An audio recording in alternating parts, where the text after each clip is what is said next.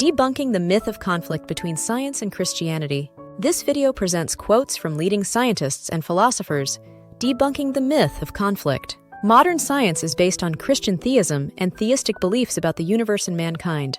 There is no such thing as science without those theistic assumptions.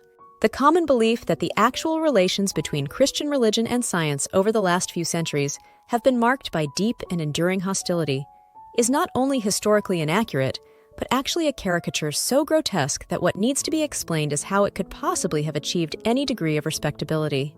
Cambridge University historian of science Colin Russell.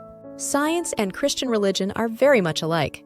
Both are imaginative and creative aspects of the human mind. The appearance of a conflict is a result of ignorance. Each of us is a unique, conscious being, a divine creation. It is the religious view, but it is the only view consistent with all the evidence. Scientist John Eccles, who received the Nobel Prize in Medicine and Physiology for establishing the relationship between inhibition of nerve cells and repolarization of a cell's membrane. Faith is necessary for the scientist even to get started, and deep faith is necessary for him to carry out his tougher tasks. Why? Because he must have confidence that there is order in the universe and that the human mind, in fact his own mind, has a good chance of understanding this order.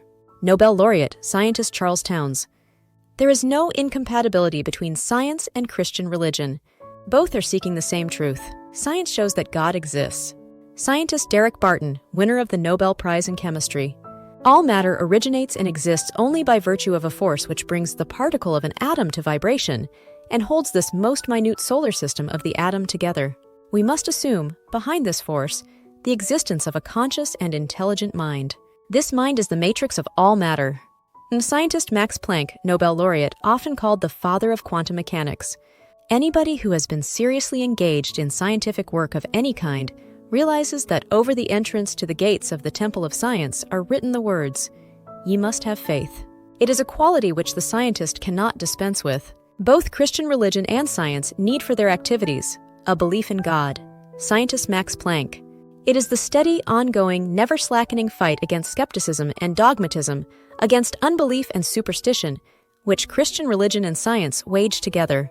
The directing watchword in this struggle runs from the remotest past to the distant future. Onward to God. Scientist Max Planck, Nobel Prize-winner Einstein wrote, "The fanatical atheists are like slaves who are still feeling the weight of their chains, which they have thrown off after hard struggle.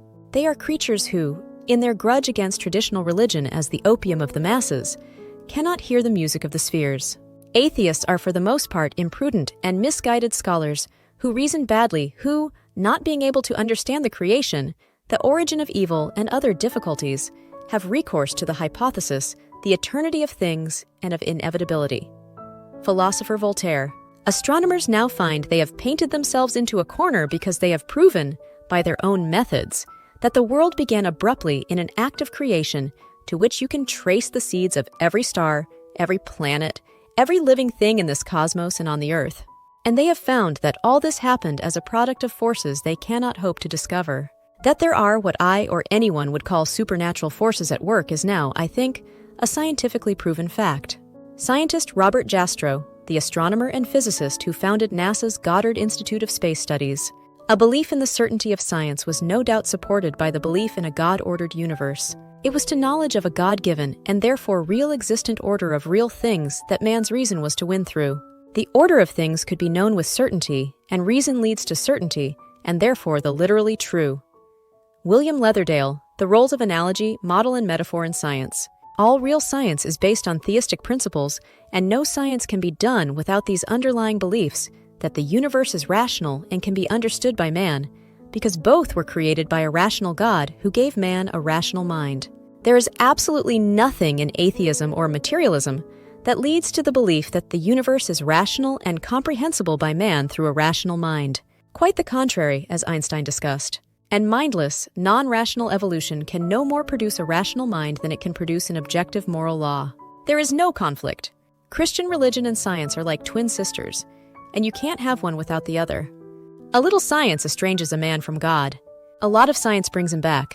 Sir Francis Bacon, the scientist and philosopher of science, who is credited with discovering and popularizing the scientific method, whereby the laws of science are discovered by gathering and analyzing data from experiments and observations. Thanks to Gary Hitch for compiling these quotes. Thanks for watching. Please like, share, and subscribe.